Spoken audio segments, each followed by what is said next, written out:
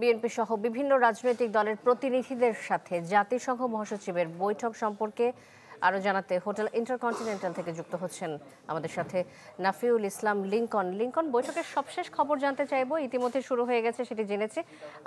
কতক্ষণ নাগাদ শেষ হতে পারে, কি চলছে, কি মনে হয়?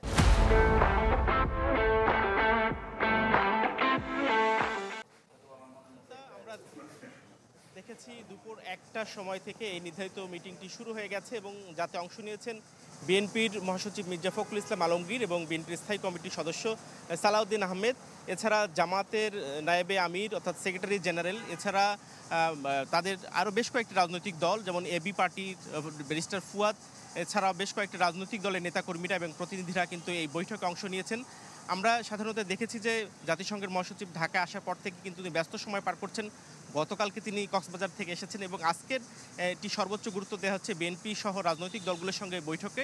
এবং এরপরে আমরা জানি যে একটি জাতীয় ঐকমত্য কমিশনের সঙ্গে তাদের মিটিং রয়েছে এবং বিকাল ৫টায় কিন্তু যৌথ ব্রিফিং রয়েছে।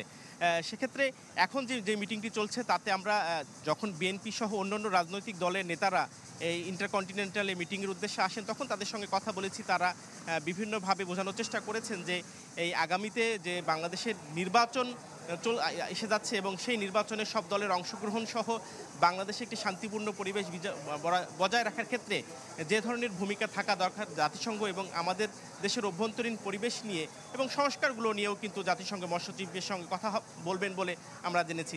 এবং বিভিন্ন দলের রাজনৈতিক ভাবনা বা বাংলাদেশ নিয়ে তাদের পরিকল্পনা বা চিন্তা, এছাড়া জাতিসংঘের কোনো অবদান থাকলে বা জাতিসংঘের সঙ্গে যেসব ধরনের আলোচনাগুলো হতে পারে তা আমরা বৈঠক শেষে বিভিন্ন রাজনৈতিক দলের নেতারা যখন আসবেন তাদের কাছে জানতে পারবো বৈঠকে আসলে কি নিয়ে আলোচনা হয়েছে। শান্তা, এই ছিল বৈঠকের বিষয়ে সর্বশেষ। ধন্যবাদ আপনাকে। নাফিউল ইসলাম লিংকন আমাদের সাথে যুক্ত হয়েছিলেন হোটেল ইন্টারকন্টিনেন্টালের সামনে থেকে, বৈঠকের ব্যাপারে খবর জানাচ্ছিলেন তিনি।